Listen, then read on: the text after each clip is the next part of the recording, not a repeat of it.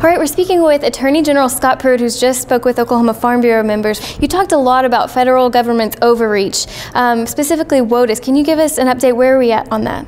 Yes, fortunately we've received certainty from the Sixth Circuit. There was a lot of discrepancy about whether the district courts had jurisdiction or the circuit courts, and so we were involved in this very uncertain place for a long time, where North Dakota and a collection of states had certainty where the rule was not able to be enforced, and then 37 states the rule was actually being enforced by the EPA. So we were able to fix that at the end of last year, where we've got a stay of enforcement. The Sixth Circuit has taken jurisdiction, and every state in the country is now able to live without any kind of fear of the WOTUS rule being enforced against private property owners. It's a huge issue, as you know. When you have an agency like the EPA changing literally a definition, a term in a statute to say that they're going to extend their jurisdiction over dry creek beds, over the use of land that has always been within the province of the state and private property owners, it's a very, very big case. And so we're very thankful that we've got that stay of enforcement against the EPA.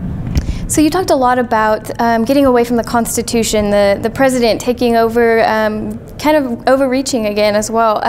Can you tell us what are you doing to combat that, and what can we do to also work to combat that? Well, unfortunately, this president gives us plenty of opportunities to respond, and I've mentioned the one case with the waters of the United States, but he's done so with the Clean Air Act, where he's trying to take the agenda from Paris, the recent summit that took place there, where he entered into an agreement, a non-binding agreement as he described it, but then he came right back to the United States and started implementing those provisions through the EPA, bypassing Congress and bypassing the people and trying to foist upon the people of this country the elimination of fossil fuels. I mean, when you think about the generation of electricity in this country, historically about 70% of our electricity is generated through fossil fuels. We have an abundance of coal. We have about 500 years plus of coal reserves.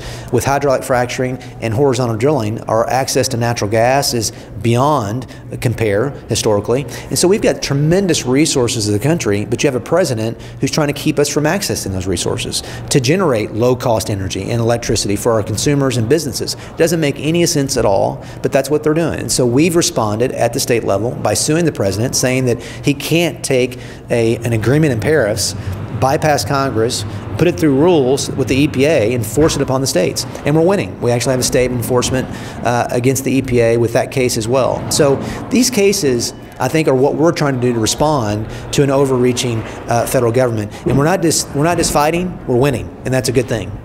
So what can farmers and ranchers do to make sure that our next president doesn't nominate agencies, the heads of agencies that will be in favor of this overreach? That's right. Well, I mean, what you've seen at the federal level is an attitude that Washington knows best.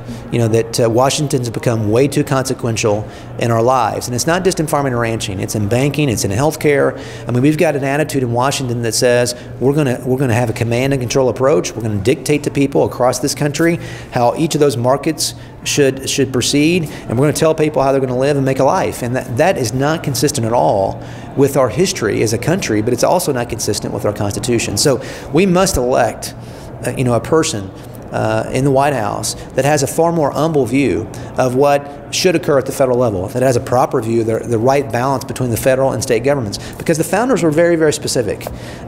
When it comes to private property, it's a state issue and a private property owner issue. When it comes to the regulation of oil and gas, we've done that. We've been regulating hydraulic fracturing since the late 1940s, early 1950s. You know, so this isn't new to the state of Oklahoma. We understand what it means to balance the respect for the environment, but also grow an economy and use our land. And we get that better than some bureaucrat in Washington, D.C.